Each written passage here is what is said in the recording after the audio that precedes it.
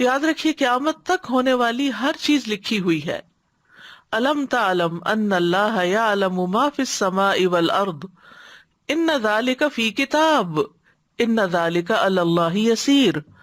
کیا تم نہیں جانتے کہ اللہ وہ سب کچھ جانتا ہے جو آسمان اور زمین میں ہے، بلا شبہ یہ سب کچھ ایک کتاب یعنی لوح محفوظ میں درج ہے، اور اللہ کے لیے یہ بات بہت آسان ہے. سورۃ یاسین میں آتا ہے وَكُلَّ شَيْءٍ أَحْصَيْنَاهُ فِي إِمَامٍ مُبِينٍ، اور ہم نے ہر چیز کا ایک واضح کتاب یعنی لوح محفوظ میں ریکارڈ رکھا ہوا ہے. تو گویا ہر چیز تقدیر سے ہے.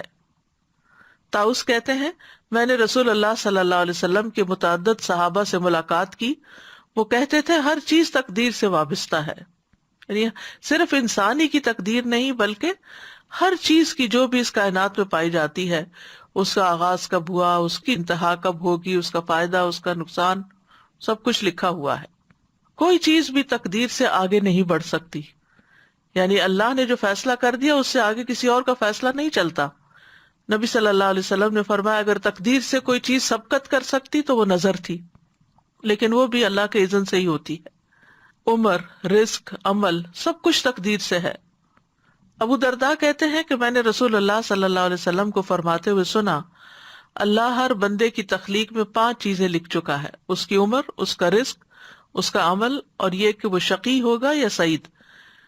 بعض لوگ یہ باتیں پڑھ کر یا سن کر یہ سمجھتے ہیں کہ جب سب کچھ لکھا ہوا ہے تو پھر ہمیں تو کچھ کرنے کی ضرورت نہیں. اس کا یہ مطلب نہیں. اللہ کو یہ پتا تھا. یعنی تقدیر کیا ہے؟ علم اللہ السابق، کہ کسی کام کے واقع ہونے سے پہلے ہی اللہ کو معلوم ہونا کہ یہ ایسے ہوگا.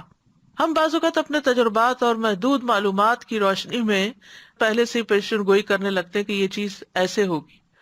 اب یہ پانی زیادہ ہو گیا تو کھانا یوں پکے گا، اور کم ہو گیا تو یوں پکے گا. اور ہر چیز کے معاملے میں ہم ایک اندازہ کرتے رہتے ہیں. تو ہمارے اندازے تو صحیح بھی ہو سکتے ہیں اور غلط بھی ہو سکتے ہیں، لیکن اللہ سبحانہ تعالیٰ کا جو اندازہ ہے، علم ہے کسی بھی چیز کے بارے میں، وہ غلط نہیں ہے اور اس میں کوئی خطا نہیں ہے. اللہ کو اول سے آخر تک جو ہونے والا سب علم تھا، اور اگر اللہ سبحانہ تعالیٰ کو پتا نہ ہو تو اس کا علم کامل ہی نہیں ہو سکتا. پھر وہ الہ کیسے ہو سکتا ہے؟ تو بالکل بنیادی چیز ہے کہ اس کو معلوم تھا کہ میں کون سی چیز پیدا کروں گا اور اس کو کیا کیا دوں گا تو وہ اس کو کیسے استعمال کرے گا، تو اس نے پہلے سے ہی لکھا ہوا. یعنی گویا انسان کا ہر عمل اللہ کے علم میں ہے اس سے پہلے کہ انسان اس کو کرے. بعض اوقات بچہ چل رہا ہوتا تو ہم کہتے ہیں یہ گرے گا، یہ گرے گا. صرف تجربات کی بنا پر اگر ہم یہ بات کر رہے ہوتے ہیں تو اللہ کا تو علم کامل ہے، مکمل ہے، پرفیکٹ ہے، جس کی بنا پر وہ پہلے سے ہی جانتا ہے کہ کون انسان کیا کرنے والا ہے. پھر اسی طرح ایک حدیث سے ہمیں پتہ چلتا ہے کہ انسان کی رنگت، مزاج اور سب کچھ بھی تقدیر سے ہے. رسول اللہ صلی اللہ علیہ وسلم نے فرمایا بے شک اللہ نے آدم کو ایک مٹھی مٹی سے پیدا کیا جسے ساری زمین میں سے جمع کیا تھا. بس بنی آدم زمین کی مٹی کے لحاظ سے ہیں، ان میں سے کوئی سرخ ہیں، کوئی سفید ہیں، کوئی سیاہ ہے، کوئی ان کے درمیان ہے، کوئی نرم خو ہے تو کوئی سخت طبیعت کا مالک ہے، کوئی بری طبیعت کا مالک ہے اور کوئی اچھی طبیعت والا ہے. پھر اسی طرح حسن کہتے ہیں کہ آزمائش کا آنا بھی تقدیر میں سے ہے.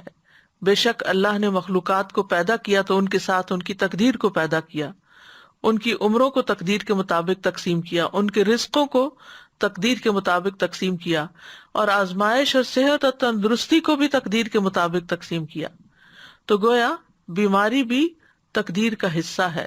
آج کل جو بیماری پھیلی ہوئی ہے یہ بھی تقدیر کا حصہ ہے جس نے بہت سے لوگوں کو اپنی لپیٹ میں لیا ہوا ہے، اور یہ اللہ کے علم میں زمین و آسمان کی پیدائش سے 50,000 سال پہلے ہی تھا، ازل سے ہی تھا. پھر اسی طرح اخلاق بھی اللہ نے تقسیم کیے ہیں، جیسے رزق تقسیم کیا ہے.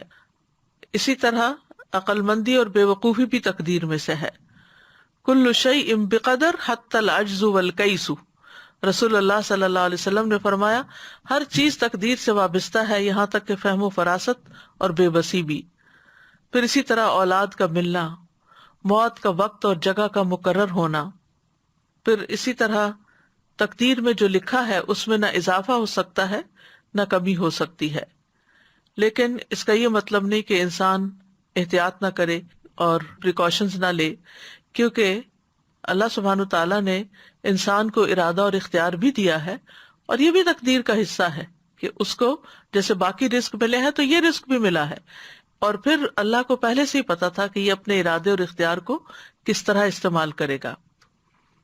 اور پھر بعض اوقات ہم سوچتے ہیں کہ پھر اگر سب کچھ لکھا ہوا ہے تو ہمیں کوئی احتیاط کرنے کی کیا ضرورت ہے؟ نہیں، ایسا نہیں ہے۔ مطرف بن عبداللہ کہتے ہیں کسی کو ایسا نہیں ہونا چاہیے کہ وہ اونچے پہاڑ پہ چڑھ کے خود کو نیچے گرا لے اور کہے کہ یہ میرے رب نے میری تقدیر میں مقرر کیا، بھلا اس کو پہلے سے تقدیر کہاں سے پتہ چل گئی؟ بلکہ اسے احتیاط اور کوشش کرنی چاہیے اور بچاؤ کرنا چاہیے۔ پھر اگر کوئی تکلیف اسے پہنچے تو یقین رکھے کہ یقیناً اس سے کوئی مصیبت نہیں پہنچ سکتی مگر صرف وہی جو اللہ نے اس کے لیے لکھ دی۔